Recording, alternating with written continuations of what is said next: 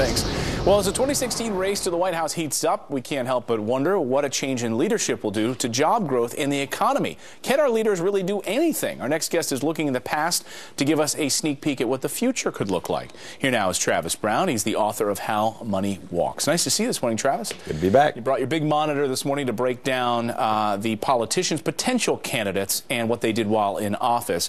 The question that we always hear, Governor Mike Huckabee has said this, that, politicians, members of government don't actually create jobs. Is that the case? Well, you had Mayor Rudy Giuliani on earlier, and he talked about this incredible bench, and he's exactly right. In this case, we have rumored at least a dozen folks that might run for office for the President of the United States who have a jobs record as a former or current governor. That's what we're looking at here. The net private jobs created per day scored across 2 decades. So do these governors have anything to do with the jobs coming into their state? Well, you have to argue that they do. How they govern really matters. We can see that in the results, scoring them from the best to the least effective across, in some cases, 180 months. In other cases, the last 4 years, several years worth of jobs and tax cuts. All right, let's dive into the monitor here. So is this #1 on the list for most jobs created while governor? In ranked order of the dozen governors or former governors,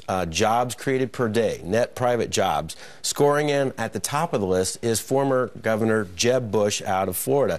1.1 million jobs over 96 months. Florida, the Sunshine State, creates 406 jobs per day while he was in office. Governor Rick Perry, we've heard a lot about this. He's touted this record across the country. Right behind him, we know Texas has created the lion's share of jobs in the last 5 years, over 180 months, 397 jobs on a per daily basis. Followed by Governor Kasich? Governor Kasich out of Ohio, the Buckeye State, doing pretty well. 226 jobs per day over a 50-month governing option. Then we have New York coming in at about 168 jobs per day.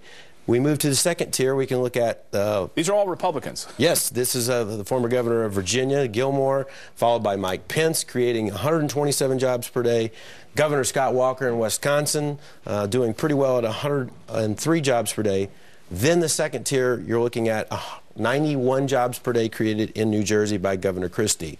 The last 4 governors rumored to be in as POTUS hopefuls: Bobby Jindal, Mike Huckabee, Lincoln Chafee, and Martin O'Malley. Ooh, so Governor Martin O'Malley down there, 2 jobs per day. Only 2 jobs, net private jobs per day. They could have done a little bit better job in Maryland. We know Maryland is an example where there was taxes raised 20 times over O'Malley's term. And among the Republicans, taxes cut? Is that the overarching theme of all of these guys? How you govern really matters. As a group, Republican governors in the last 4 years lowered taxes by $36 billion.